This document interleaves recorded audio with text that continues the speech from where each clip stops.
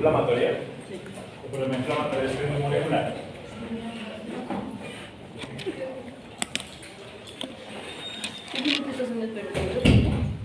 Ahora, yo no sé cómo navegar ahorita este tema. Pues, somos de la misma escuela, espero que lo diga de la misma manera. Igual este tema circulatorio está enfocado en la patología alemana, no la patología americana. ¿Vale? La escuela de la nacional es patología alemana.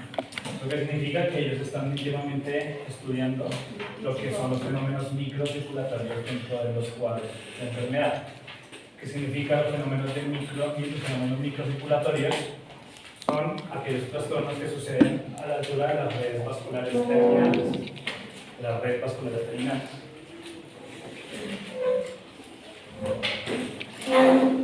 Acá me estás configurando, que está hecho en su memoria inicial porque están configurados, según las diapositivas están así desconfiguradas, me disculparán. Estos van a ser todos los contenidos que vamos a ver. Antes de esto, acá me falta incluir vamos a iniciar específicamente con afecciones en el corazón. Después de ver las afecciones circulatorias en el corazón, vamos a pasar a los disturbios circulatorios en las redes vasculares terminales. Si no se acuerdan que es una red vascular terminal, de ahorita les recuerdo. ¿Vale? Lo tercero que vamos a ver son los disturbios circulatorios en la composición de la sangre, la anemia y los disturbios en la coagulación, en la cascada coagulatoria. Y una vez acabemos todos los disturbios en la composición de la sangre y la integridad de los vasos sanguíneos, vamos a pasar a la última parte, que es la fisiopatología del shock.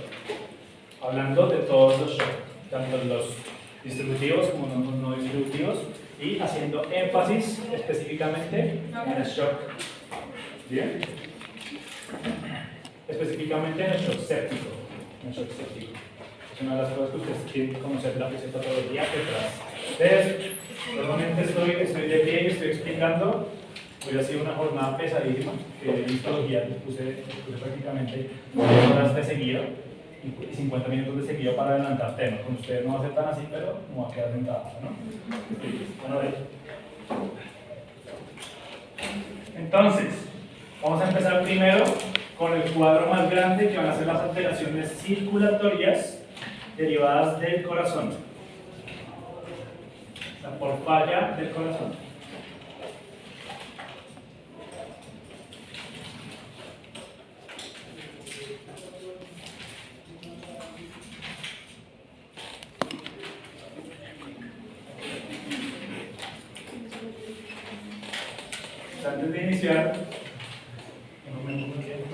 Antes de iniciar, recuerden las generalidades del sistema circulatorio. Tenemos una bomba muscular, la cual está compuesta por músculo estriado cardíaco, ¿verdad? ¿Qué es el corazón? El corazón tiene 4 cámaras, 2 aurículas y 2 ventrículos. Y entran unos vasos y salen unos vasos de ese mismo corazón. Por la aurícula derecha entra la vena cava craneal, ¿verdad? Y por el ventrículo derecho sale otro vaso sanguíneo que va a ser la arteria pulmonar. La arteria pulmonar va a llevar la sangre al pulmón. ¿Para qué? Para que la sangre se oxigene. ¿Sí? Hay un intercambio de sustancias en el pulmón y la hemoglobina coge todos los receptores y se ligue al oxígeno. Una molécula de hemoglobina está en un eritrocito y un eritrocito puede tener 4 moléculas de hemoglobina. Una molécula de hemoglobina, 4 moléculas de oxígeno. ¿Listo? Entonces eso es lo que la carga. Recuerden que la presencia de oxígeno dentro de la sangre es la que me da a mí la coloración rojiza intensa de la sangre arterial. Una vez sale esa sangre por el corazón, sale por ¿cuál? Por la vena pulmonar. La vena pulmonar es de los pocos vasos sanguíneos que lleva sangre arterial siendo una vena. ¿Sí? La sangre oxigenada siendo una vena. Entonces esa vena pulmonar va a llegar a la aurícula izquierda y después va a pasar al ventrículo izquierdo. El ventrículo izquierdo, ¿qué sale? La arteria aorta. La aorta tiene 2 ramas, la ascendente y la descendente. La ascendente se subdivide en el tronco brachiocefálico, las arterias subclavias y las arterias carótidas. Esas son las que me dan la irrigación del cuello y de la cabeza. Y la circulación, la aorta descendente, es, yo les recomiendo que graben y que ese video se lo pasen a todos. ¿Por qué? Porque en estas diapositivas yo voy a hablar mucho y va a haber poco acá, casi nulo. Va a estar aquí para que ustedes copien. ¿Por qué? Porque este tema necesito que me presten atención a mí. Entonces, como este tema me lo sé, pues prácticamente lo que yo les estoy hablando, no lo que está en la diapositiva. Van a dar cuenta que no hay casi texto. No hay casi texto en las diapositivas. Entonces les recomiendo que ese video, yo sé que ustedes siempre están grabando todas sus videos, compartan el link a todos. Compartan el link a todos para que todos tengan la grabación. ¿Listo? Entonces, la arteria aorta, la rama descendente, pues va a llevar la sangre a todos los tejidos. ¿Listo? Esta es la circulación completa. Miren, la cava va acá y la aorta aquí. Y salen todas sus ramas. Recuerden que vasos sanguíneos tenemos arterias elásticas, eso es histología, ¿listo? Arterias elásticas. Las arterias elásticas pasan a arterias musculares. Las arterias musculares después pasan a arteriolas. Y las arteriolas pasan a capilares sanguíneos. ¿Quieres que ahorita? Sí. Tenemos arterias elásticas. Son los vasos sanguíneos de gran calibre, son los más grandes. Profe, una pregunta, ¿qué tan cierto es que se llame atrio y no arteria? ¿Atrio o aurícula? Sí, bien, aurícula. ¿no? El atrio es una traducción exacta del inglés. Atrio. Atrio no es en inglés, atrio es en español. ¿Verdad? El término más correcto en la literatura es aurícula. Es aurícula, no atrio. Atrio es confuso.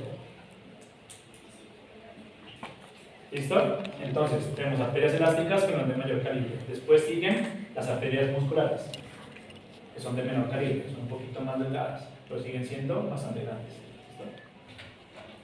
Después de las arterias musculares, tengo las arteriolas. Arteriolas.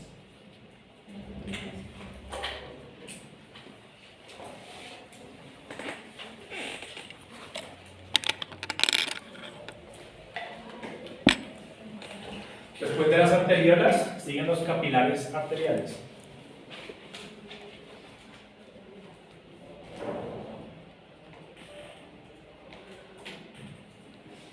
Después de los capilares arteriales, siguen capilares venosos.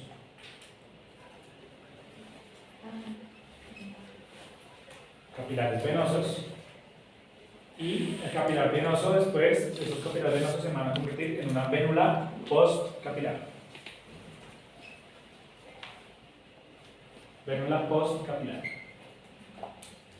Capilar venoso, vénula postcapilar, y la vénula después va a pasar a vena mediana y después a vena grande o delgadamente.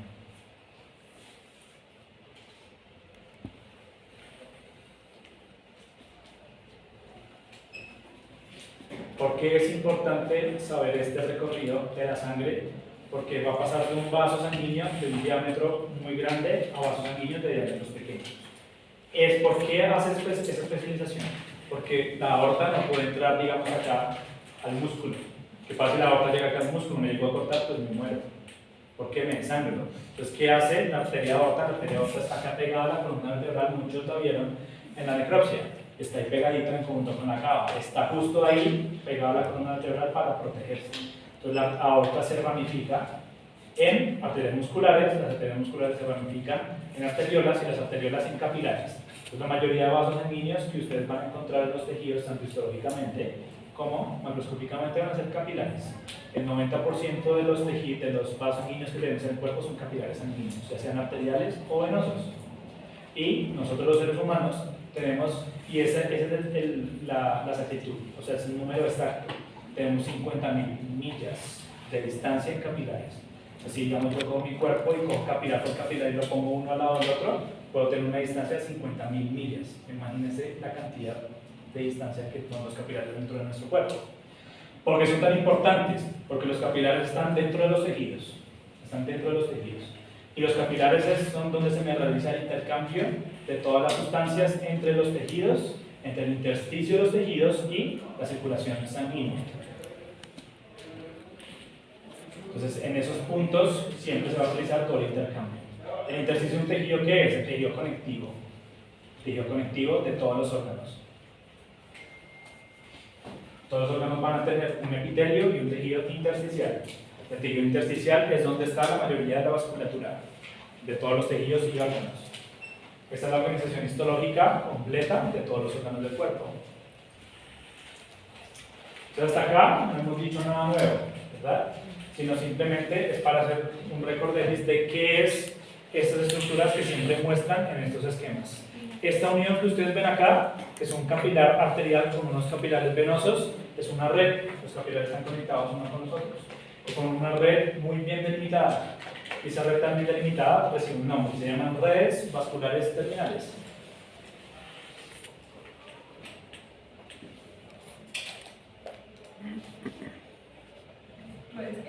Redes vasculares terminales.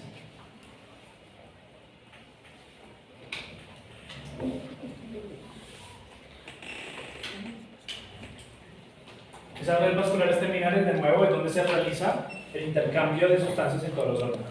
Entonces, miren, sale acá la aorta se convierte en una arteriola, en una arteria muscular, esa arteria muscular se convierte en una arteriola, esa arteriola en capilares arteriales, se realiza el intercambio y de nuevo aquí pasa a capilares venosos, venola postcapilar, la vena como tal, y retornan al corazón. Eso es lo que pasa siempre en todos los tejidos. Tengan en cuenta siempre esto, las redes vasculares terminales es la unidad funcional del sistema cardiovascular y es la parte más importante, porque todos los procesos hemodinámicos en las patologías suceden ahí, en las redes vasculares terminales. Son de extremada importancia. Pues todos los procesos hemodinámicos y alteraciones patológicas en las enfermedades suceden en las redes vasculares terminales.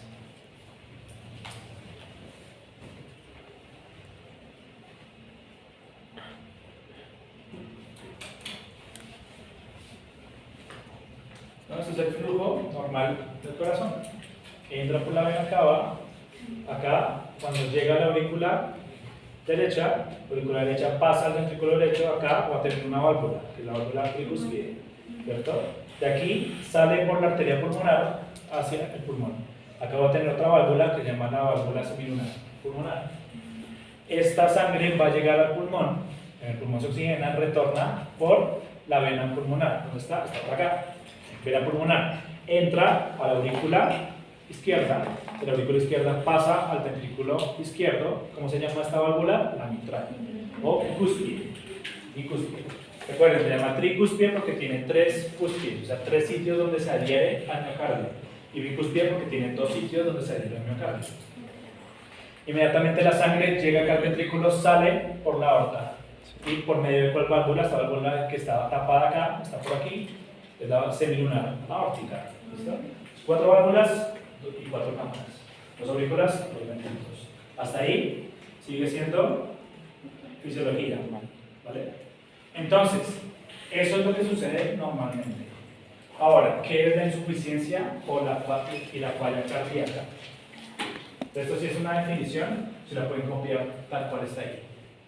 Entonces, la insuficiencia cardíaca va a ser un estado fisiopatológico o también un estado clínico.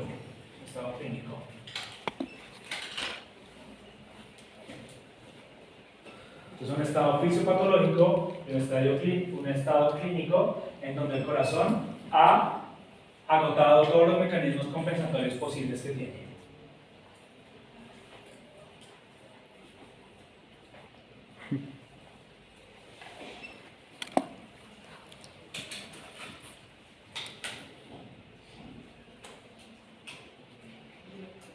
Y una vez se agotan esos mecanismos compensatorios, pues ¿qué pasa con el corazón? No puede suplir la demanda de sangre de todos los tejidos. Se vuelve insuficiente. ¿Listo?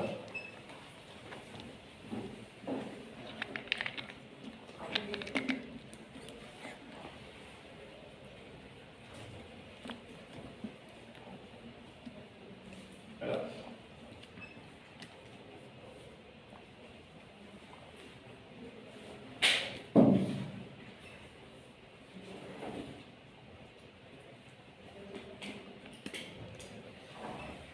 Va a ser una cadena de eventos que vamos a ir viendo uno por uno.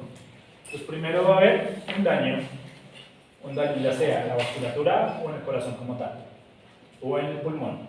¿Listo? O sea, prácticamente un daño en el aparato cardiorrespiratorio. ¿Listo? Y después van a entender por qué. Después de que hay un daño, empieza a haber una sobrecarga en el ventrículo.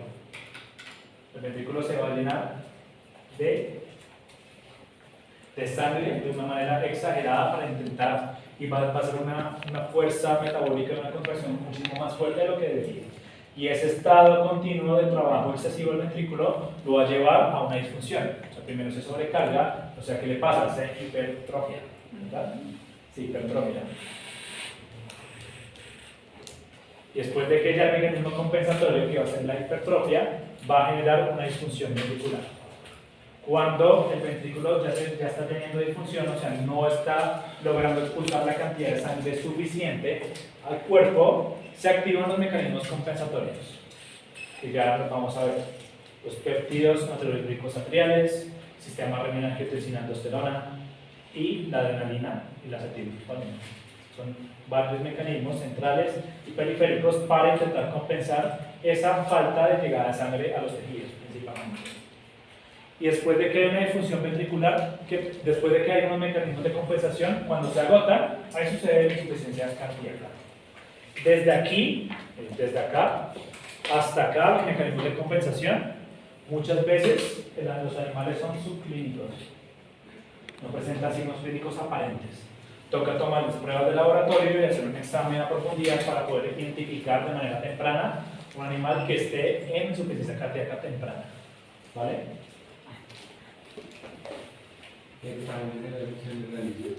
Supresión cardíaca y cuadro hemático. El cuadro hemático se puede detectar hemoconcentración periférica.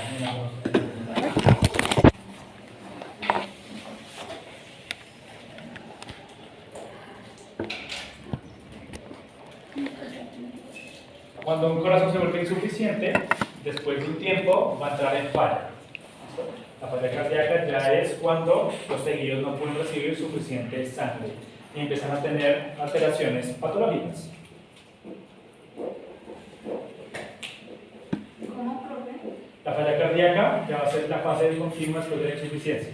La falla cardíaca ya son las manifestaciones clínicas de una ausencia o una disminución de la llegada de sangre a un órgano o un tejido.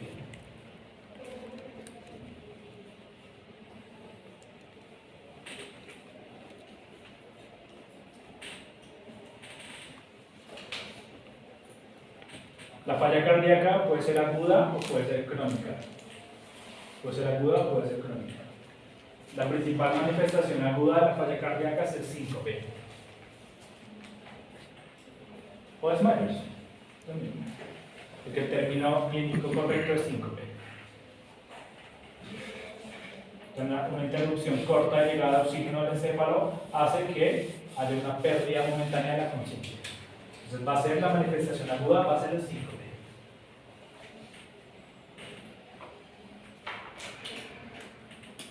Aguda y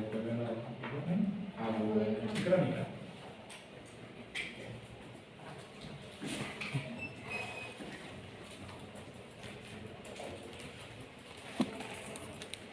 ¿Cómo se manifiesta clínicamente eso?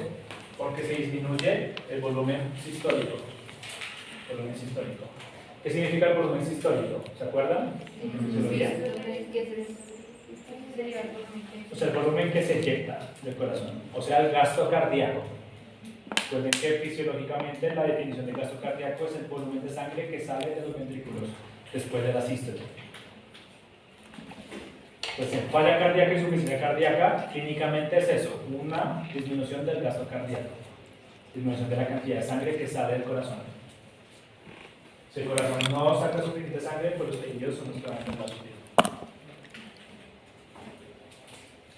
¿De qué? Isquemia. Recuerden, ¿qué es la isquemia? Se lo nombré en un modelo. La disminución de la llegada de sangre o ausencia total de sangre a un tejido. Y en las primeras partes, cuando estábamos viendo las generalidades de patología, vimos el modelo isquemia-repercusión. Y el modelo isquemia-repercusión fue el que les pregunté en parcial, de cómo una célula con ausencia de oxígeno entra en necrosis. Entonces esto vuelve acá. La fisiopatología va a ser la misma, una necrosis de coagulación. ¿Listo? En los órganos. Lo vamos a ver paso por paso. Entonces,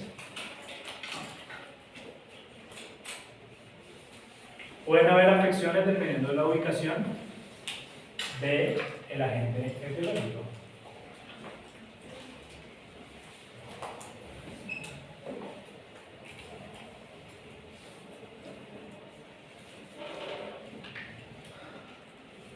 Esas son las tres partes principales del corazón. ¿Cierto?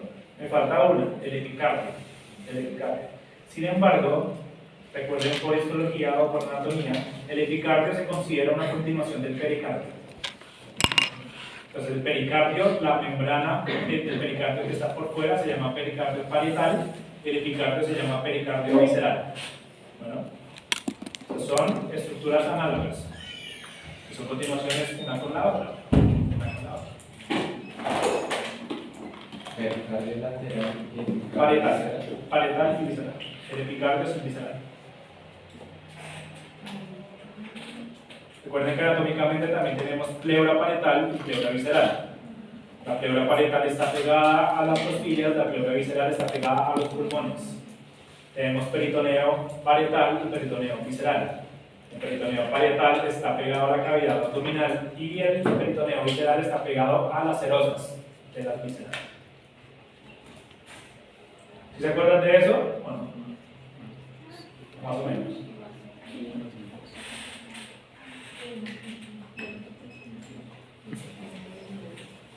Entonces, el miocardio, ¿qué puede haber? Miocarditis, o sea, inflamación.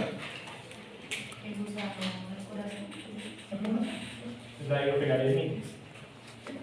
Pero eso no lo vamos a nombrar como tal ahorita en biología, porque si no complicamos más esto. Entonces, miocarditis, necrosis, procesos necróticos del corazón, y cardiomiopatías.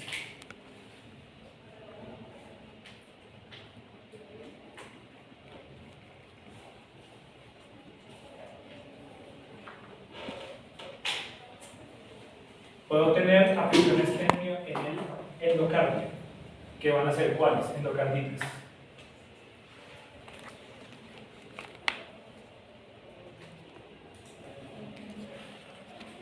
Endocarditis se divide en dos: mural, de muro, o sea, en la pared del endocardio como tal, y endocarditis valvular.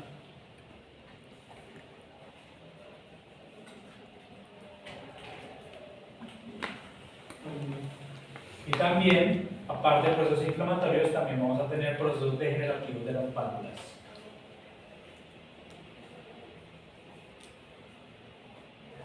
Los procesos degenerativos de las válvulas son dos, específicamente.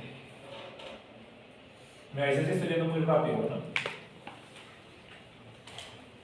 El primero es la estenosis valvular. ¿Estenosis qué es? Que la válvula no abre bien, o su luz está reducida.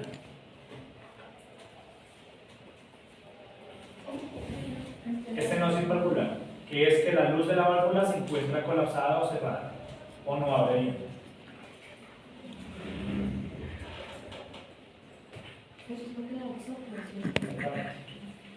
Y el otro es la insuficiencia valvular.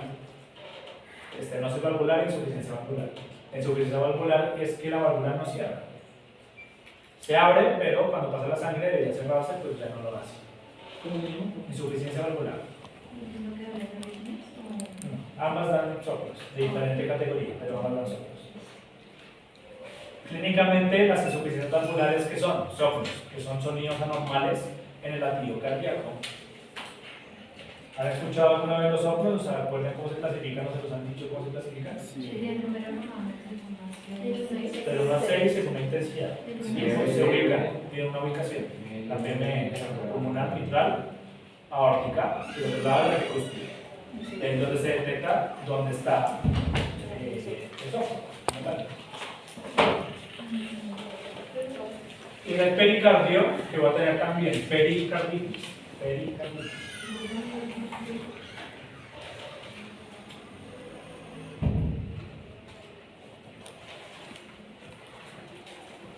Es pericarditis, y este pericardio, la cavidad pericárdica, se me puede llenar también de líquido. Entonces puedo tener hidropericardia.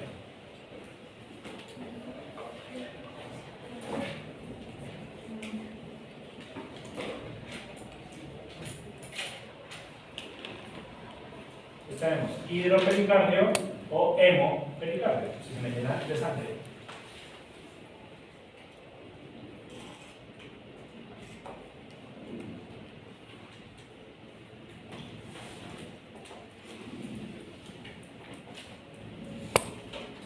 Finalmente, todas estas alteraciones que les estoy diciendo que van a hacer, recuerden esto, disminuir el gasto cardíaco, disminuir la cantidad de sangre que sale del corazón. Todos hacen exactamente lo mismo. Disminuir el gasto cardíaco, disminuir la cantidad de sangre que sale después de la sístole.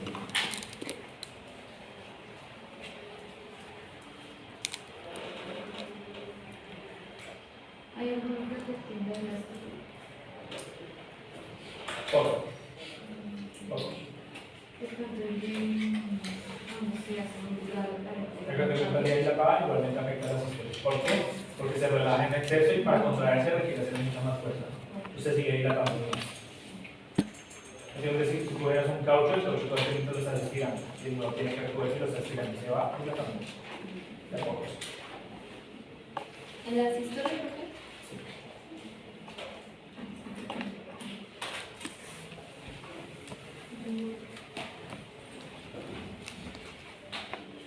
Entonces, la insuficiencia cardíaca compensada va a ser un estado patológico en la que el corazón va a tener una función deprimida, pero va a poder seguir manteniendo el gasto cardíaco. ¿Cómo? Por los mecanismos compensatorios.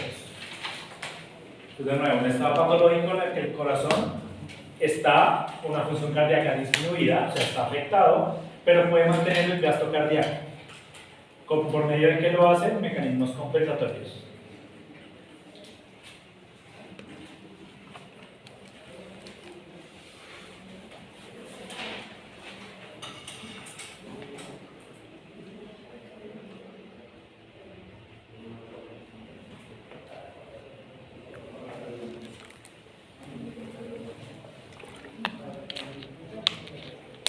La no compensada, la que ya les había dicho. El corazón ya es incapaz por medio de los mecanismos compensatorios de continuar, de mantener el gasto cardíaco y hace que se expulse una cantidad insuficiente de sangre. ¿Se han visto a los animalitos con falla cardíaca, con insuficiencia cardíaca o familiares con insuficiencia cardíaca? Bueno, empezaron a tener muchos problemas circulatorios y microcirculatorios. Edemas, sobre todo.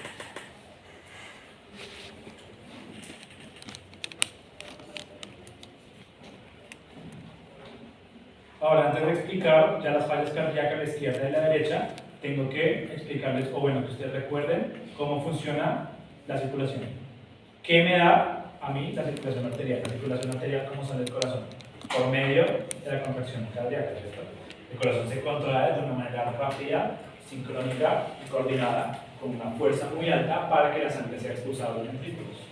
La sangre va a salir por las arterias hasta llegar a los tejidos, ¿verdad? Eso se llama una corriente de alta presión. La corriente de alta presión. ¿Por qué? Porque el corazón es el que está haciendo la fuerza. Las venas, a diferencia, es una corriente en baja presión. De nuevo, arterias son de alta presión, venas son en baja presión. Uno tiene válvulas, o sea, tiene esfínteres que se abren y se cierran para que la sangre no se devuelva. Pero, ¿qué es lo que verdaderamente a mí hace que el retorno venoso llegue al corazón? O sea, las venas, ¿cómo hacen para que retornen? Ese es un mecanismo. Muy bien. Ese es un mecanismo. La contracción del músculo estriosquelético. Cuando yo estoy en movimiento permanente y cuando yo contraigo el músculo, hago que mis venas sean aplastadas por el músculo y la sangre circule. Ese es un mecanismo. Uno. Es compensatorio. Esa no actúa, ¿sí? Es compensatorio. Se actúa de manera basal, cuando se necesita, de una manera abrupta. Pero el segundo mecanismo es la presión negativa que tenemos en el tórax. ¿Se acuerdan que yo a ustedes todos les dije que apuñalaran el diafragma? Y cuando apuñalaran el diafragma se escuchaba cómo se perdía la presión negativa. En el momento que ustedes inspiran, hacen ese movimiento genera una presión negativa acá dentro del tórax. Y esa presión negativa tan fuerte que se genera en toda esta cavidad hace que las venas se muevan, se contraigan, se aprieten. Cojan una botella vacía y succionen. Hagan presión negativa y succionen. ¿Qué le va a pasar a la botella? Se va a contraer, ¿cierto? Exactamente lo mismo que pasa en las venas. Entonces, eso es lo normal. ¿Listo? Si el corazón está afectado, pues se va a afectar la circulación arterial y la circulación venosa. Entonces, ya entendiendo eso, lo segundo que tienen que entender es esto. ¿Qué parte del corazón, el derecho o el izquierdo, me maneja la circulación arterial? El izquierdo, el izquierdo. ¿Y qué parte del corazón me maneja el retorno venoso? El derecho. Entonces, las afecciones, presten atención aquí, las afecciones cardíacas izquierdas me van a afectar el pulmón. El pulmón.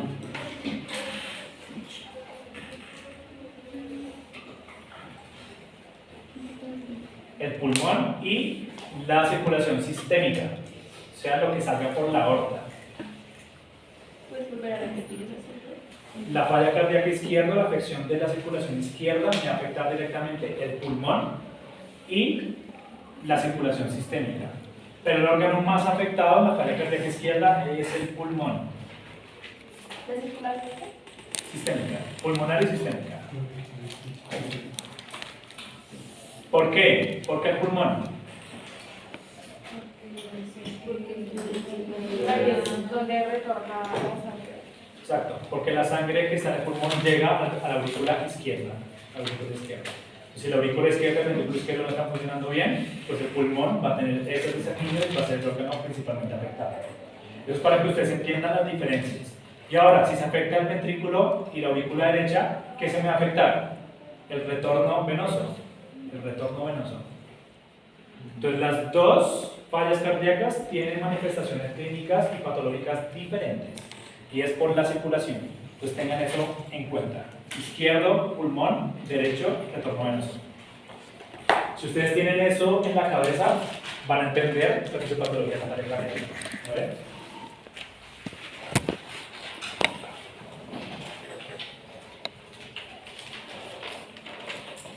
Entonces empezamos con la falla cardíaca izquierda.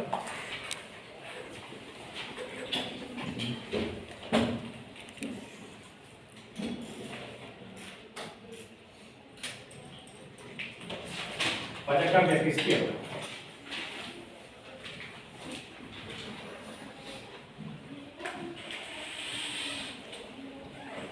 Entonces, ¿qué pasa? Si un órgano, o sea, si el corazón izquierdo no se puede contraer bien, ¿qué va a pasar con el gasto cardíaco? Se disminuye, ¿cierto? Pero el volumen diastólico, ¿qué es el volumen diastólico? Lo que entra al corazón cuando el corazón está relajado. O sea, es la precarga, recuerden, es la precarga cardíaca. O sea, toda la sangre, el volumen sanguíneo que llega antes de que el corazón se contraiga. Si hay, esto tienen que prestar atención muy bien a esto. Si hay, cuando hay falla cardíaca, se disminuye también el gasto cardíaco, pero aumenta el volumen de precarga. ¿Se entiende eso o no? Otra vez. O sea, se disminuye el gasto cardíaco y se aumenta el volumen de precarga. La precarga es el volumen cuando el corazón se está llenando, cuando el ventrículo se está llenando. Si el corazón no se puede contraer, pues no puede sacar suficiente sangre. Entonces ese volumen que está llegando al corazón mientras está relajado antes de contraerse, pues se queda dentro del corazón y no puede salir. Por arriba del gasto cardíaco sube la precarga o baja. No, aumenta la precarga. Disminuye el gasto cardíaco, aumenta la precarga. Por eso, si no se acuerdan de esos términos de fisiología cardíaca, es bueno que los vuelvan a repasar. ¿Qué es la precarga, qué es la poscarga y qué es el gasto cardíaco? Gasto cardíaco es eso, la cantidad de sangre que sale del corazón después de una contracción, de la sístole. La precarga es el volumen sanguíneo que llega al corazón en la diástole, o sea, cuando el corazón se está llenando. Un corazón insuficiente que no pueda lograr contraerse no va a expulsar toda su precarga, ¿sí? Toda la sangre que está en el ventrículo no va a poder salir. Entonces, ¿qué pasa? Esa sangre empieza a acumularse dentro del ventrículo izquierdo. Y si se empieza a acumular el ventrículo izquierdo, después la aurícula izquierda se va a llenar de sangre. Y se llena la aurícula izquierda por vía retrógrada. ¿Qué vaso sanguíneo se me va a congestionar y llenar de sangre? La vena pulmonar. ¿La vena pulmonar a dónde llega? Al pulmón. Entonces, ¿el pulmón qué le va a pasar? Esa es la primera fase. Esa es la primera fase del pulmón. Se va a llamar éstasis sanguíneo pulmonar. Éstasis sanguíneo pulmonar. No éxtasis, es totalmente diferente. Éstasis, con esto.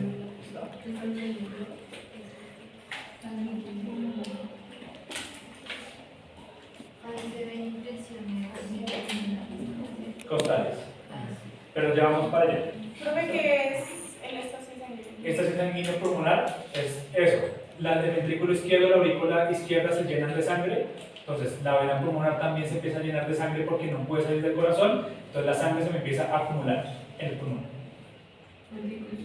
Entonces, éxtasis es que la sangre se me mantiene dentro del pulmón, no puede salir del pulmón, porque el corazón izquierdo no está funcionando. Entonces, primera fase, éxtasis sanguínea pulmonar. Pero es el ventrículo izquierdo y la que. Aurícula izquierda.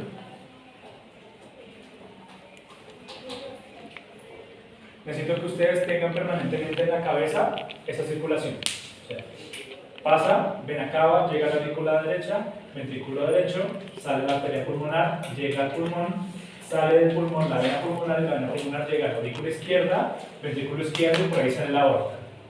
Entonces, como el ventrículo izquierdo no me está funcionando bien y la aurícula tampoco, se me empieza a acumular la sangre en el órgano anterior antes del corazón. ¿Cuál va a ser? ¿Listo? Entonces va a ser la primera fase, éxtasis sanguíneo pulmonar. A medida que se me está llenando de sangre los vasos sanguíneos, es como si yo cojo una botella y la empiezo a llenar de agua. ¿Qué pasa cuando ya llega a su tope límite? Se rompe, se estalla. Entonces eso es la segunda fase, aumento severo de la presión hidrostática.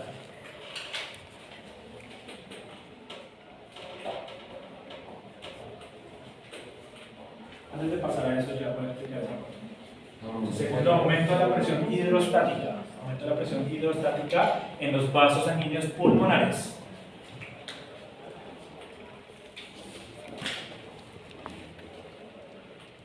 Recuerden que en fisiología tenemos tres tipos de presiones: presión osmótica, presión hidrostática y presión coloidosmótica dentro de los vasos sanguíneos. ¿Sí?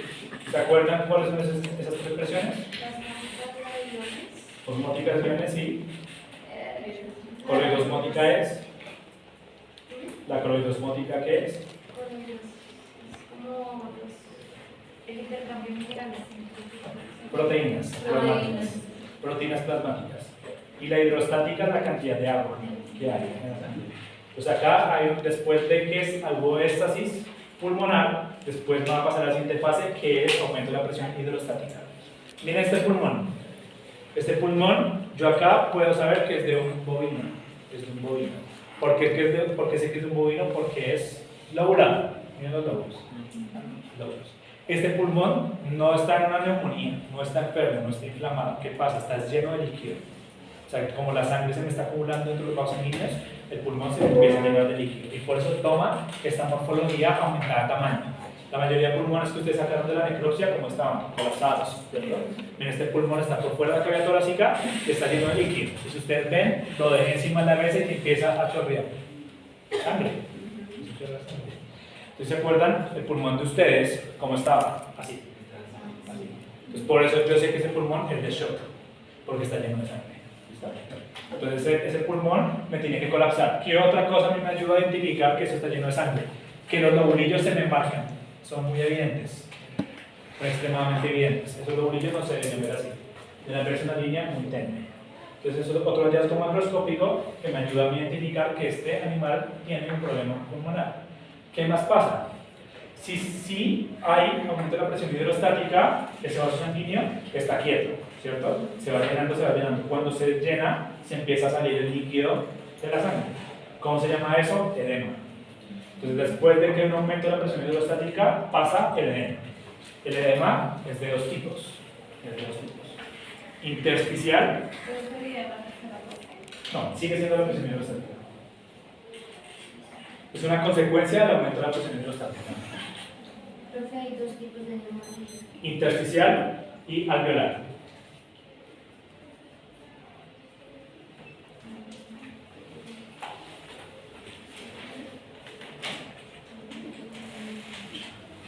Es un pulmón, ¿cierto? Digamos, la precipitación de los edemas, como nos acaba de decir. Es en el pulmón, solo el pulmón. Intersticial, ¿cuál? Alveolar. Intersticial, ¿dónde va a ser? En el tejido conectivo. Esto que ustedes observan acá. Yo corto ese pulmón, el pulmón anterior lo corté, y ¿qué veo? Sus septos se encuentran engrosados. Y si ven que acá se ven como si fuera una telita que une un lóbulo con el otro, todo eso es edema intersticial. El tejido conectivo se me está expandiendo por la cantidad de agua que se está saliendo de los vasos sanguíneos. Y el otro es el edema alveolar. El edema alveolar que es salida de líquido y de proteínas plasmáticas a los espacios alveolares. Los espacios alveolares. ¿Se acuerdan que por eso yo les puse a repasar histología del pulmón? Porque el líquido primero se sale a los espacios alveolares. Después de que se salen los espacios alveolares, se me va a llenar los bronquiolos. Luego los bronquios. ¿Hasta llegar a dónde? A la canina y a la tráquea. Pues por eso algunos de ustedes, cuando estaban cortando el conejito que vieron, espuma, ¿cierto? Esta espuma es un signo típico de edema pulmonar. Porque la sangre, o sea, el plasma y las proteínas se me están saliendo, espacios alveolares, bronquiolos, bronquios, que son estos, hasta llegar a la carina y tráquea. Entonces toda esta espuma es edema pulmonar. ¿Cuál es el mecanismo? Esto no se lo voy a preguntar, simplemente para que sepan. ¿Por qué se forma espuma? Porque cuando las proteínas entran en contacto con el surfactante pulmonar, hace espuma. ¿El surfactante pulmonar qué es? Una proteína que produce los neumocitos tipo 1. ¿Listo? ¿Alguna pregunta hasta acá?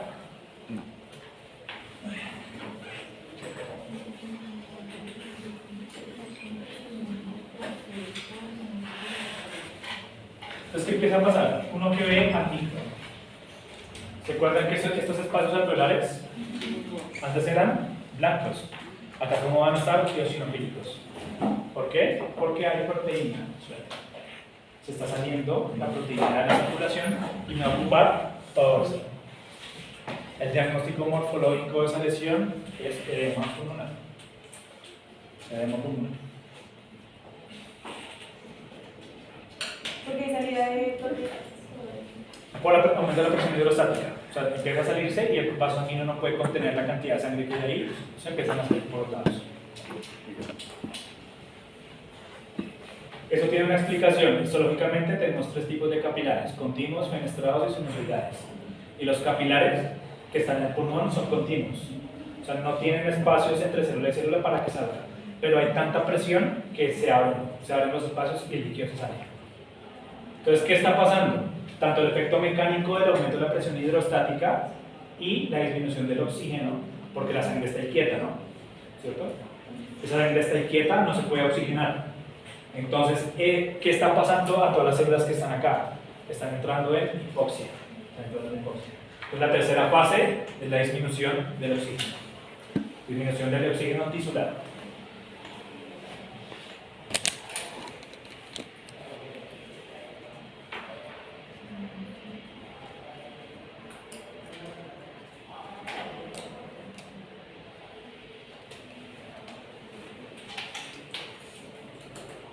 Disminución del oxígeno tisular. Si me disminuye el oxígeno, ¿qué me aumenta? El dióxido de carbono. El dióxido de carbono.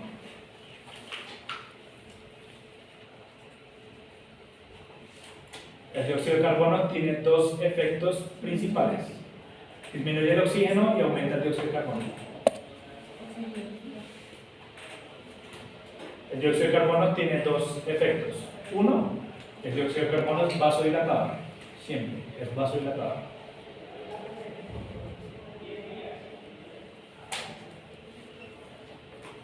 El dióxido de carbono es vasodilatador. Y lo segundo que hace el dióxido de carbono es tóxico para el endotelio vascular. Se genera daño endotelial.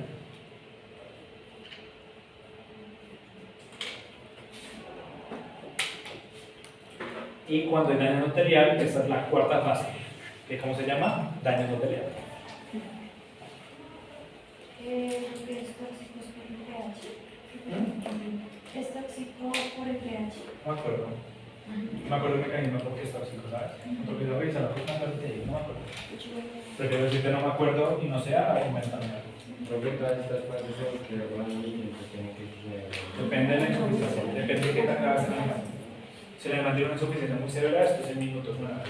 Por ejemplo, mi perrita ya tenía metástasis pulmonar y ella en menos de una hora sus pulmones ya estaban así y el tórax estaba segmentado, se veía.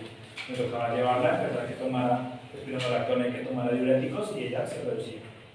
Entonces depende mucho. ¿Tú me vas a preguntar algo? ¿Esto se puede en qué? En el endotelium. Pues por eso la cuarta fase está en el endotelium.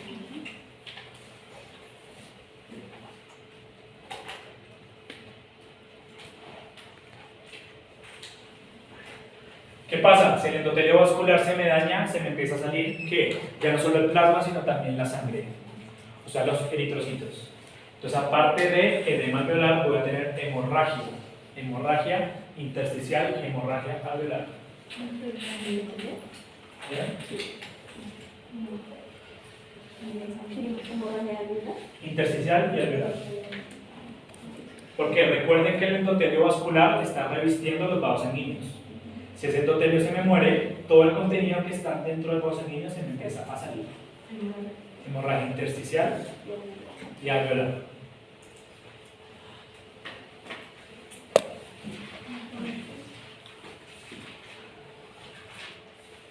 Entonces, esa es la quinta fase, hemorragia alveolar y hemorragia intersticial.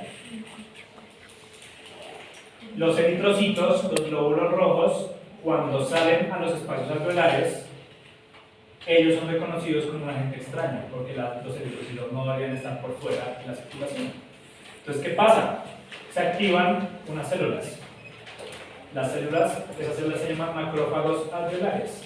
Son las células que están acá, en los espacios alveolares. Préstame atención un momentico acá. Donde yo tengo mi dedo, son septos. Son los septos que tienen muchos eritrocitos. Todo esto antes era blanco, pero ahora que tengo, miren, muchos eritrocitos sueltos, ¿cierto? Entonces tengo hemorragia alveolar. Entonces cuando los eritrocitos se me salen a los espacios alveolares, los macrófagos los empiezan a fagocitar. Ese macrófago se llama macrófago alveolar. ¿Listo? Macrófago alveolar. Cuando ese macrófago alveolar me fagocita los eritrocitos, se me genera un pigmento. ¿Qué pigmento es? Esto lo vimos antes de la semana antes. ¿Recuerdan? Antes del parcial. El pigmento derivado de la hemoglobina, ¿cómo se llama?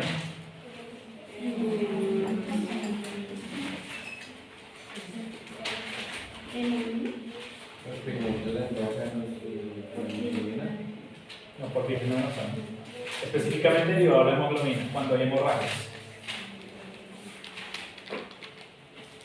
Es un pigmento café, pardo, que se siempre. ¿Dime? Por ahí va. No, la bebida tampoco es. Hemosiderina. Hemosiderina.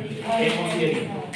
Entonces, el macrófago alveolar me va a empezar a fagocitar a los glóbulos rojos.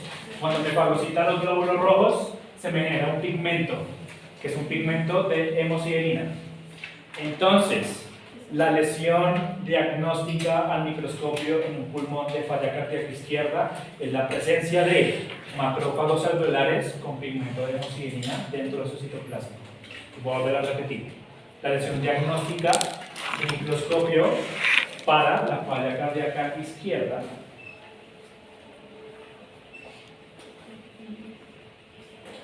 la lesión diagnóstica para la falla cardíaca izquierda en pulmón al microscopio es la presencia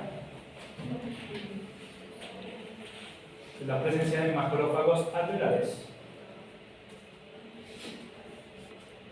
La presencia de macrófagos alveolares con hemosiderina intracitoplasmática.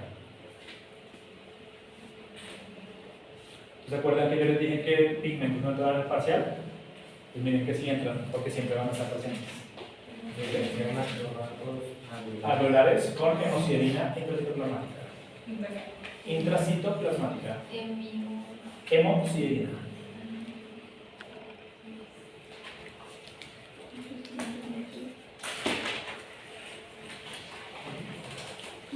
Prefiero que la fase 4 es la endotelio y La la fase quinta es la cinco es hemorragia. Y ahora, esas células que les acabo de decir tienen un nombre. ¿Cómo se llaman? Células de falla cardíaca. Se llaman células de falla cardíaca. O sea, los macrófagos con hemosiderina, míralos acá, son todos estos, son células de falla cardíaca. Reciben ese nombre. Entonces, si en el parcial yo les llego a colocar eso y me lo tienen que describir, Tienen que colocarme eso. Presencia de macrófagos alveolares con hemosiderina intraplasmática, hemorragia alveolar, que ya no sé cómo conocido que es, hemorragia alveolar con células de falla cardíaca. Con células de falla cardíaca. ¿Listo?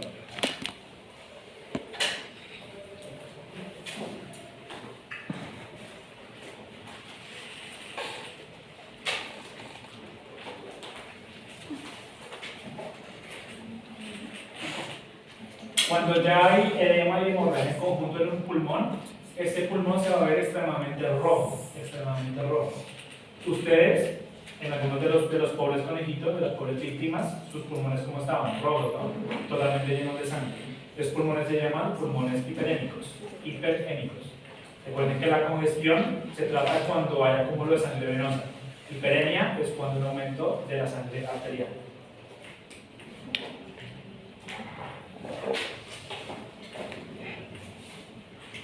O sea, la congestión es sangre Venosa. venosa, hiperemia, Sangre sangre. arterial.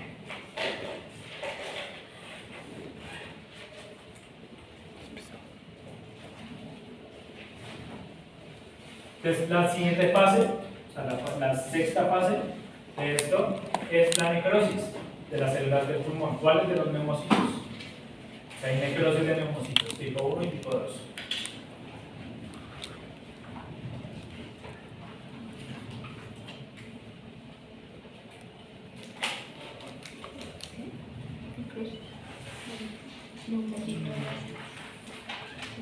Necrosis de neumocitos tipo 1 y tipo 2. Si el animal sobrevive porque se trató o porque el mismo alcanzó a compensar un poco, es raro que compensen solo, normalmente en esas crisis de falla cardíaca mueren, pero si se alcanzó a salvar, pues el pulmón va a quedar lesionado. ¿Por qué? Porque tiene necrosis. La necrosis, ¿de qué tipo es? Va a ser de necrosis de coagulación. ¿Listo? Va a ser una necrosis de coagulación. ¿Por qué? Porque está dado por hipoxia. Por hipoxia. Por hipoxia. Pero ¿cómo puede correlación se compensa el cuerpo para eso? Es muy difícil que lo haga solo. O sea, creo que no es milagroso No, que pero lo haga por solo. cosas externas. Medicamentos, diuréticos y espironolactona, que ayuda para aumentar el azúcar. No me acuerdo en este momento, estoy tratando de pensar qué hace. Creo que es inhibidor de la enzima convertidora de angiotensina. Lo que hace es disminuir la hipertensión que hay en los niños. Eso aumenta, eso ayuda a que el corazón, lo poco que se contrae, pues la sangre salga más fácil. Creo que eso es lo que hace la espironolactona. Esos son los tratamientos principales, un diurético y un inhibidor de la enzima convertidora de angiotensina. O sea, es muy raro que el cuerpo solo lo haga. Sí, muy raro. Aquí ya está descompensado. O sea, que el diurético básicamente lo que hace es ayudar a y el otro. No, el diurético lo que hace es que haya absorción de líquidos. Ah, Entonces ese edema y toda esa hemorragia se va a absorber los niños y se elimina todo. profe, o sea, necrosis de neumocitos tipo 1 y tipo 2. Y lo que dices, si le llega a salvar al perrito, ¿cómo se llama? Ya voy, es que no terminé la frase. Si el perro se salva, pues esos focos de necrosis se me van a reparar. ¿Cómo se me reparan? Con fibrosis. El pulmón se fibrosa. Esa es la séptima fase. Fibrosis pulmonar.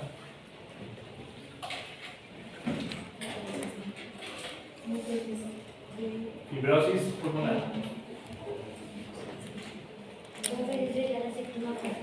La última. ¿Cuál es la última? Fibrosis pulmonar. Fibrosis. Entonces, en la clase que vimos antes de Semana Santa, si no estoy mal, o en la pasada, antes de necrosis, no me acuerdo cuándo fue, vimos depósitos extracelulares. Y entre los depósitos extracelulares vimos depósitos de tejido conectivo. Esos depósitos de tejido conectivo se denominan fibrosis. Entonces acá ya lo estamos aplicando en proceso patológico. Entonces un pulmón se lesionó, las células se movieron y se repara ¿cómo? Con una cicatriz. La cicatriz que es fibrosis. Y eso se va a llamar ahora un pulmón hiperémico crónico.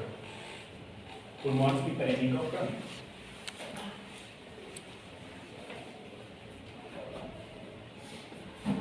¿Cuántas Pulmón fases son? hiperémico crónico. 7.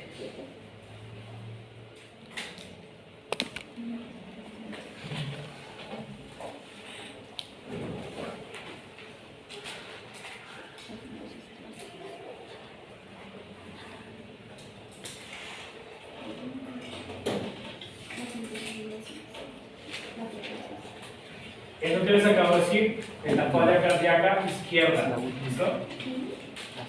¿Alguna pregunta de la falla cardíaca izquierda? No se lo memoricen. No se lo memoricen. Esto no es de memoria. Esto es de entender. Si ustedes entienden cómo funciona la circulación, ustedes mismos pueden intentar sacar los pasos por su propia cuenta. Porque esto es un paso a paso. Yo lo único que estoy haciendo es imaginarme qué pasa desde que se me acumula la sangre en el ventrículo izquierdo. Tú dijiste que habían dos cuando no disminuye el oxígeno. ¿Qué pasa? ¿El aumento de dióxido de carbono o para Eso es la siguiente fase, daño en el gluten. O sea, vasodilatación. O sea, el dióxido de carbono, recuerden que el dióxido de carbono siempre en sangre es vasodilatado, es una vasodilatadora principal. Ahora, la falla cardíaca derecha. La falla cardíaca derecha, ¿qué me va a afectar? O sea, el retorno venoso. El retorno venoso. Entonces, el éstasis de sangre, ¿dónde va a estar? ¿En qué vaso sanguíneo? En la vena cava. En la cava. Entonces, lo primero que pasa es éstasis en la vena cava. Craneal.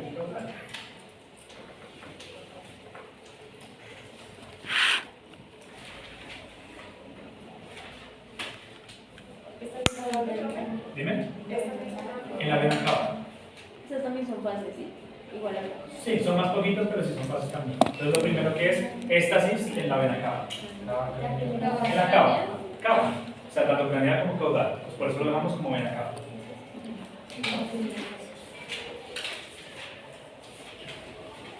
¿Y lo primero? Éstasis en la vena cava.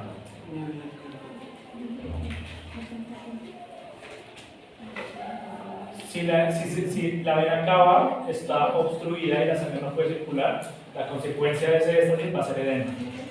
Se me va a producir edema en dónde? Miembros posteriores. Miembros posteriores. ¿Bien? Submandibular.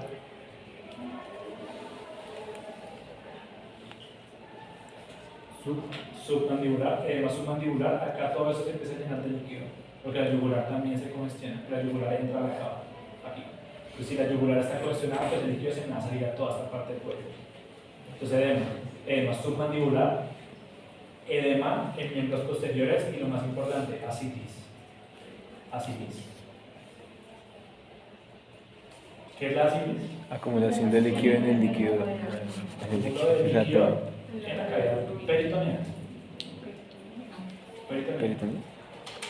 Es lo mismo, abdominal peritoneal, solamente que el peritoneal es más preciso.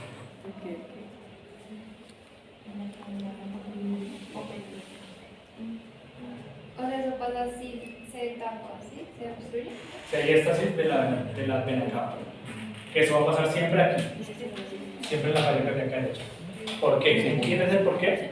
Bueno, No. No sé. tenemos ventrículo derecho, aurícula derecha. Esos dos órganos no se me están pudiendo contraer de manera correcta. Entonces, ¿qué pasa? Se están llenando de sangre. O sea, su precarga se encuentra aumentada porque no está saliendo suficiente sangre hacia el pulmón. Entonces, ¿qué pasa? Esa sangre se empieza a acumular. Y cuando se acumula, se devuelve hacia el vaso sanguíneo. ¿Qué vaso sanguíneo llega a la aurícula derecha? La cava. Entonces, tiene la explicación de por qué se empieza a acumular sangre en la cava. Recuerden, si ustedes no están entendiendo, no me pregunten ya. Estos procesos ustedes lo tienen claro si ustedes entienden cómo funciona la circulación.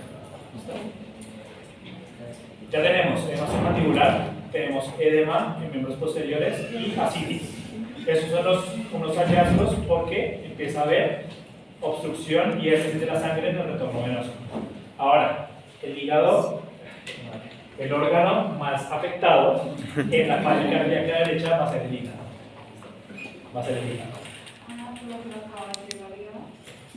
No, porque las venas, muchas de la circulación venosa está concentrada en el hígado.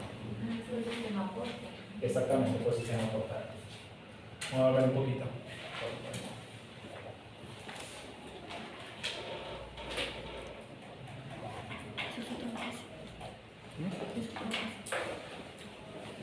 Entonces, el órgano principal y el órgano diagnóstico en la falla cardíaca derecha va a ser el hígado. ¿Por qué? Por esto que pasa acá, que es el sistema portal. El sistema portal es un sistema que comunica la circulación de múltiples órganos de la cavidad abdominal. ¿Cuáles? Estómago, vaso e intestino. Estómago, vaso e intestino. Entonces, toda la circulación venosa del estómago, del vaso y del intestino va a llegar a la vena porta. Y esa vena porta está trayendo todo ese retorno venoso al hígado. Profe, Señor. una pregunta. La primera fase es también lo del edema en miembros posteriores, submandibular y Todas así. parten de la primera. Ah, ok. Lo del hígado también. El hígado ya lo siento. Ah, Es que ya les voy a dar el nombre específico, estoy explicando primero paso a paso. ¿Listo? Entonces acá, miren, la sangre del estómago, el intestino y el vaso se me acumulan aquí en el sistema porta y el sistema porta entra al hígado. Entonces, el hígado tiene prácticamente mucha sangre de 3 vísceras, o sea, de 3 partes de nuestras vísceras abdominales. Como tiene tanta sangre venosa, por eso es el órgano que se afecta más cuando la cava se encuentra taponada. ¿Por qué? Por el tipo de circulación que tiene el hígado.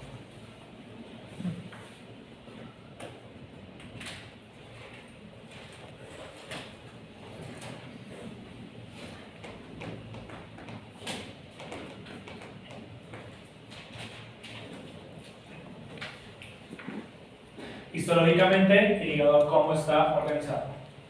Triadas lobulillos. Los lobulillos tienen en el centro del lobulillo una vena central. ¿Cierto? Una vena central. Y alrededor tienen 6 triadas portales, ¿verdad? Las triadas portales que tienen una vena portal, una arteria portal y un conducto biliar. Entonces la sangre que entra por el sistema portal del vaso, estómago e intestino va a entrar al hígado por las triadas portales. Entra por las triadas portales, empieza a viajar por los sinusoides hepáticos, que son capilares sinusoidales o sinusoides hepáticos, viaja hasta llegar a ¿dónde? A la vena central. ¿Y en la vena central qué hace? La vena central sale la sangre venosa y la vena central pues, se comunica con la vena hepática. ¿Y la vena hepática a dónde sale? A la vena cava. ¿Listo? Es el recorrido normal. El recorrido normal. ¿Qué pasa si la vena cava está llena? Pues no va a salir la sangre. Entonces la vena hepática se me va a generar también, no me confirma todavía, también va a haber éstasis de la vena hepática. Si hay éstasis de la vena hepática, va a haber éstasis en las venas centrales. Y si hay éstasis de las venas centrales, va a haber edema alrededor de las venas centrales, hemorragia alrededor de las venas centrales y finalmente ¿qué va a haber? Necrosis alrededor de las venas centrales. Entonces el segundo paso es necrosis centrilobular. Necrosis centrilobular. Necrosis centrilobular. Recuerden que los hepatocitos que están inmediatamente adyacentes a la vena central se llaman hepatocitos centrilobulares. Los hepatocitos que están inmediatamente al lado de las venas centrales se llaman hepatocitos centrilobulares.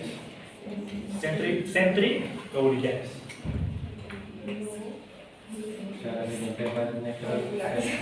La segunda fase es necrosis centrilobular. Pero lo que les digo, tienen que entender por qué se da la necrosis centrilobular. O sea, hay éstasis en la cava, hay éstasis en la vena hepática. La vena hepática inmediatamente genera éstasis en las venas centrales. Si la vena central se llena de sangre, uno no se está oxigenando y dos, se me va a empezar a salir. Es lo mismo que pasa en el pulmón, solamente que se sale en el centro lobulillo. Se sale la sangre, después de que se sale la sangre, hay necrosis. Entonces los hepatocitos que más se van a afectar van a ser los hepatocitos centrilobulares. Por eso la segunda fase es necrosis centrilobular hepática. Hepatocitos, ¿no? Se afectan los hepatocitos.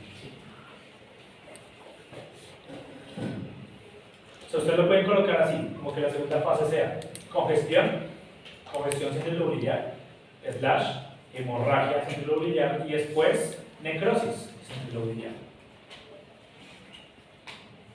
Es un paso a paso. Un paso a paso. En el pulmón, ¿cómo lo estamos haciendo? Edema, sí, edema. Después hiperemia, después hemorragia y después necrosis. Acá va a haber edema también, después va a haber congestión. O sea, la congestión que recuerden, el acúmulo de sangre dentro de un vaso venoso. Va a haber congestión, edema, hemorragia y después necrosis. Porque me hacen caras, ¿no me están entendiendo? Es que no me dicen.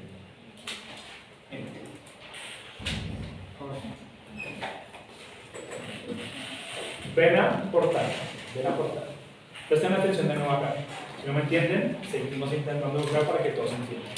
De la vena portal está viniendo toda la sangre del estómago, del vaso y del intestino.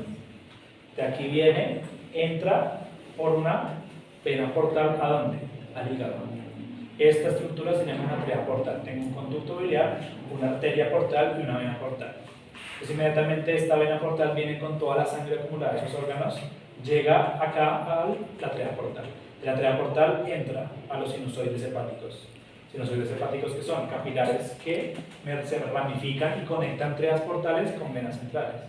O sea, la periferia del lobulillo con el centro del lobulillo. Entonces, la sangre viene acá y va a llegar ¿a dónde? A la vena central. Vena central. Los hepatocitos que están al lado de una arteria portal se llaman hepatocitos periportales. Periportales. Los hepatocitos que están en el medio del lobulillo se llaman hepatocitos midzonales. Y los hepatocitos que están alrededor de la vena central, o sea, del centro del lobulillo, se llaman centrilobulillares. ¿Listo? Eso es el orden histológico. Llega la sangre acá, a la vena central, y de aquí sale. ¿A dónde? A una vena hepática. ¿Y la vena hepática a dónde sale? A la vena cava. A la vena cava. ¿Hasta ahí vamos bien? ¿Sí? ¿Segura? ¿Sí o no? Si no, tranquila, me puedes decir y buscamos otra foto. Que yo la idea es que todos entiendan. No tengo ningún problema en repetir las cosas necesarias. La vena cava, ¿a dónde va? Vena cava caudal, craneal, llega hasta la aurícula derecha, ventrículo derecho, y de ahí sale a la arteria pulmonar. Eso es lo normal. ¿Qué pasa en falla cardíaca derecha? Recuerden, un estado patológico en el que el corazón no puede sacar todo el gasto cardíaco. ¿Qué significa? Que si no sale todo el gasto cardíaco, pues cierta sangre se me va a empezar a acumular en el ventrículo. Después se va a acumular en la aurícula y después de ahí para abajo. Entonces, ¿qué vasos sanguíneos se me va a llenar de sangre y se me va a empezar a acumular? La cava. Entonces nos vamos a devolver. Se empieza a acumular la sangre aquí. Si se acumula la sangre en la cava, se va a acumular acá, en la vena hepática. Si se acumula en la vena hepática, se va a empezar a acumular acá, en la vena central. Y acá sucede el primer cambio, que es la congestión en la vena central. ¿Sí? Congestión, ¿qué es? Un acúmulo de sangre en un vaso venoso. Un vaso venoso. Si inmediatamente hay un acúmulo acá, en la vena central, o sea, congestión centrilobulillar, inmediatamente, ¿qué va a pasar con la sangre que está acá? Va a empezar a llenarse hasta cierto punto. Cuando ya ese vaso sanguíneo no resista más, la sangre se sale. Entonces, inicialmente, ¿qué va a haber? Edema centrilobulillar. O sea, el plasma se va a salir primero. Y después de que el plasma se sale, ¿qué pasa ahora? Se salen los glóbulos rojos. Entonces, va a haber, pasamos de congestión a edema centrilobulillar, ahora hemorragia centrilobulillar. Y si hay hemorragia, no ha llegado oxígeno. Si no hay oxígeno, ¿qué pasa? Hay necrosis, ¿cierto? Entonces, los hepatocitos que se van a morir de primeras van a ser los que van a estar más cerca de la vena central. O sea, los hepatocitos centrilobulillares. Es por eso que la fase se llama necrosis de los hepatocitos centrilobulillares. ¿Ya? No entendí por qué la hemorragia da necrosis. ¿Tiene? No entendí por qué la hemorragia da necrosis. La hemoglobina, el dióxido de carbono y todos los metabolitos sueltos en tejidos siempre generan daño. Siempre. Por eso la sangre es reconocida como algo extraño y genera una respuesta inflamatoria. Por eso los moretones se inflaman. Cuando te pegas y hay sangre, siempre se va a inflamar. A pesar de que no haya una herida abierta, un golpe que te deje un morado va a generar un proceso inflamatorio, porque la sangre se reconoce como algo que no debe estar ahí. ¿Listo? Entonces en la hemorragia siempre va a haber necrosis acompañada. ¿Listo? ¿Es claro esto? ¿Es claro? ¿Seguros? ¿Puedo pasar a alguien a la sala y que se los explique a sus compañeras?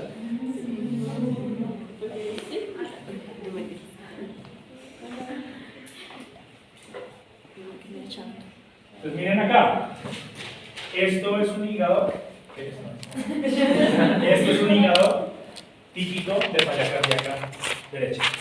¿Qué empieza a ver? Fibrosis.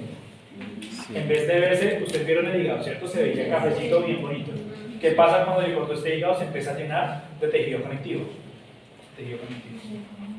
Entonces este hígado macroscópicamente se llama hígado en nuez moscada. A mí casi no me gusta ese término, porque ustedes en la vida han visto una nuez moscada, ¿saben cómo se ve? No, pues por eso la coloco acá. Es una nuez moscada. Yo nunca la he visto, por eso me tocó buscar una imagen para ver cómo se ve. Pero si ven que se ven como caminos, se ve muy similar. Se ve muy similar. ¿Listo? Entonces se llama hígado nuez moscada. Si ustedes no lo cortaron y solamente lo ven acá, esta lesión se llama patrón lobulillar acentuado. Patrón lobulillar acentuado, que significa que los lobulillos hepáticos se encuentran bien delimitados. Miren, en los hígados que ustedes vieron, ¿se veían los lóbulos? No, se veía listo. Acá sí. Acá hay uno, acá hay otro y acá hay otro. Por eso se llama patrón lobulillar acentuado. Eso es malo. Eso es malo. Esto es malo. Y esto es cuando sucede una necrosis entre lobulillar o microangular. ¿Sí? Es la cápsula grisa. La cápsula grisa. Y ese puntito blanco que se ve ahí. Esto, luz. Ah,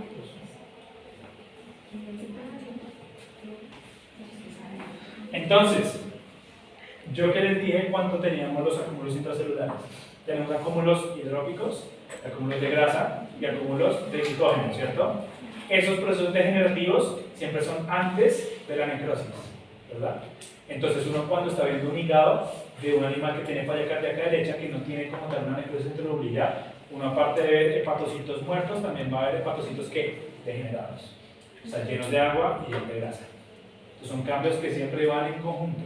Entonces por eso yo les vuelvo a decir, a pesar que pigmentos como tal no se los voy a preguntar y acúmulos intracelulares no se los voy a preguntar, todos esos los vamos a volver a ver aquí, en las fisiopatologías. Bueno,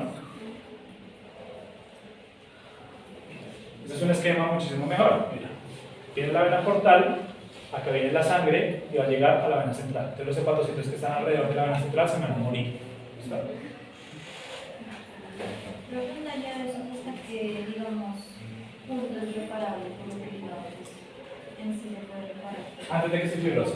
Ya vamos para allá. Antes de que se fibrose. Entonces, ¿qué va a tener? Edema submandibular y edema external. Toda esta parte se me va a llenar de líquido por la falla cardíaca derecha. Por eso, porque no hay la sangre, el retorno venoso no está llegando al corazón y la sangre se sale al tejido intersticial. Acá. Estos animales normalmente uno los encuentra así, son animales que sufren de falla cardíaca derecha por otra patología que se llama hipertensión pulmonar. Vamos a ver Eso ya es avanzado. Sí, es avanzado. Y esto, asitis. Obviamente intenté, busqué un animal que tuviera falla cardíaca con asitis, no encontré, entonces que puse un cachorro parasitado, pues también va a tener asitis. Que lo tengan en cuenta, o sea, imagínense que eso es un animal con falla cardíaca, ¿vale? Entonces, ¿qué pasa? Hay necrosis como tal, centrilobulillar. ¿Listo? Hasta ahí vamos. Que me siga teniendo una cosita. Ya. Ahí va. Después de que hay necrosis va a pasar lo mismo que en el hígado.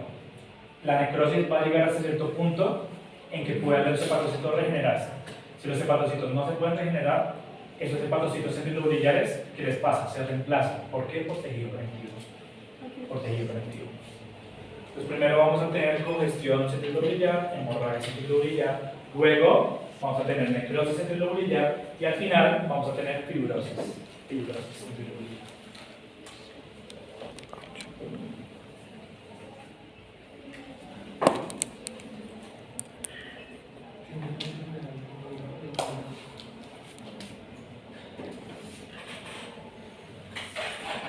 Entonces, ¿qué pasa si los hepatocitos centrilobulillares se me fibrosan? Se me desaparecen. Entonces, el centro del lobulillo se me llena de tejido conectivo. Y cuando se me llena de tejido conectivo, el lobulillo desaparece. O sea, la vena central ya no está en el tejido para yo poder evaluarlo en el microscopio. Y cuando se me forma ese tejido conectivo, es lo que se denomina cambio microscópico como lobulización inversa. Ya les voy a explicar eso qué es. Voy a volver acá. Que no sé las imágenes micro, no sé dónde las tengo, me toca buscarlas y después se las muestro. Esto es un centro de un lobulillo, ¿listo? Y todos estos lóbulos están conectados unos con los otros. A medida de que se me va congestionando y se me va formando una necrosis centrilobulillar, desde aquí se me empiezan a formar caminos. se me empiezan a formar caminos largos de sangre, o sea, la sangre empieza a salirse y va a empezar a comunicarse, varias venas centrales se empiezan a comunicar por caminos de hemorragia y caminos que también conectan una vena central con una arteria portal. ¿Entienden eso o no? ¿No? Uno me dijeron que no. Por el tipo de circulación que tiene esto. Como la sangre viene desde acá y va hacia la vena central, o sea, van en dirección hacia la vena central, si se me empieza a acumular la sangre acá, pues la sangre ¿a dónde va a ir? Se va a empezar a irse hacia el resto de trias, se empieza a devolver a las trias portales. Y también de aquí se me van a devolver el resto de venas centrales, se me va a empezar a devolver la sangre hacia las triadas. Pues me van a generar caminos, prácticamente caminos. ¿Sí? ¿Se entiende o no? O sea, se me empiezan a comunicar venas centrales con venas centrales y triadas portales con triadas portales. ¿Por qué? Por hemorragias, caminos de hemorragias. Esas hemorragias de nuevo, que me van a generar necrosis. Si me generan necrosis, ¿qué pasa después? Se fibrosa. Se me empiezan a generar después puentes, conexiones de tejido conectivo. Conexiones de tejido conectivo. Voy a buscar la foto una vez, porque no me voy a quedar con la duda. La fibrosis sería la tercera fase. Sí.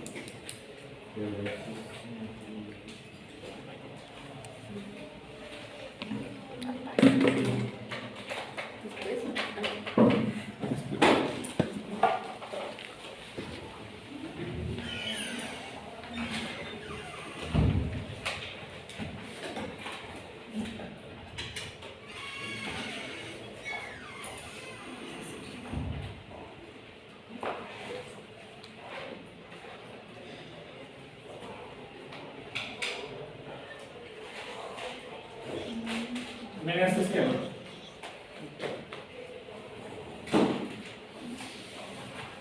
Esquemáticamente, ¿cómo se ve?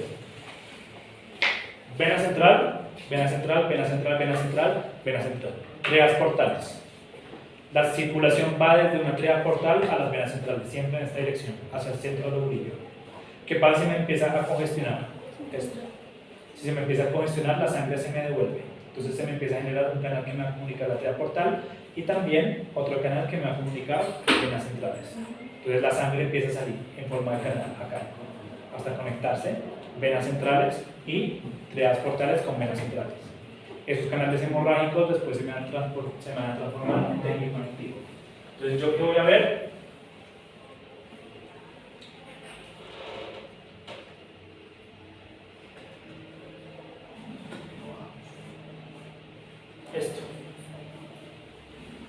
Esto es una triada portal, esto es otra triada portal. ¿Dónde están las venas centrales?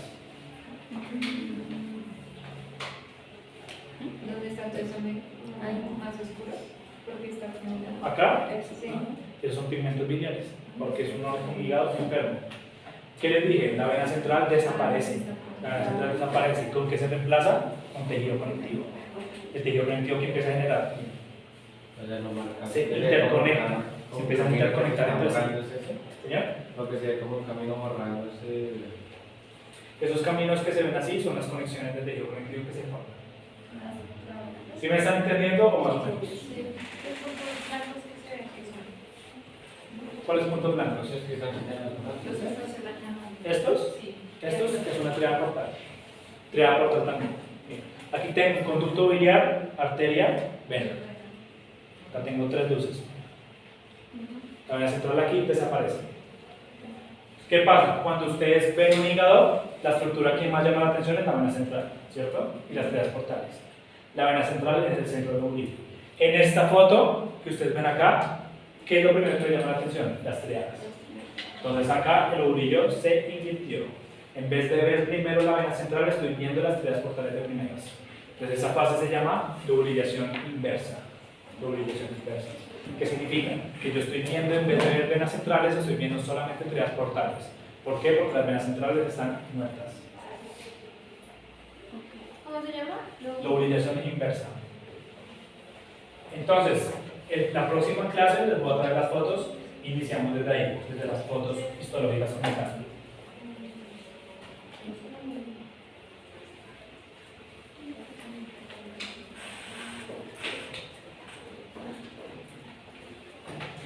Entonces puede incluir las fotos dentro de la diapositiva, puede incluir las fotos dentro de la diapositiva y desde ahí iniciamos la próxima clase y seguimos con mi postulación.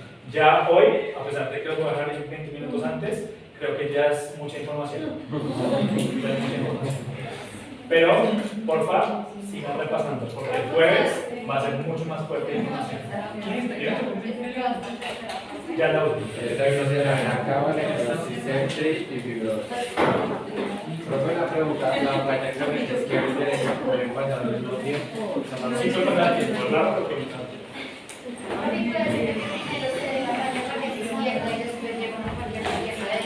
sí, eso pasa, mejor por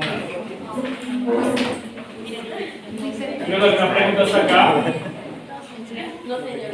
Entonces yo creo que la próxima sesión, el ejercicio que vamos a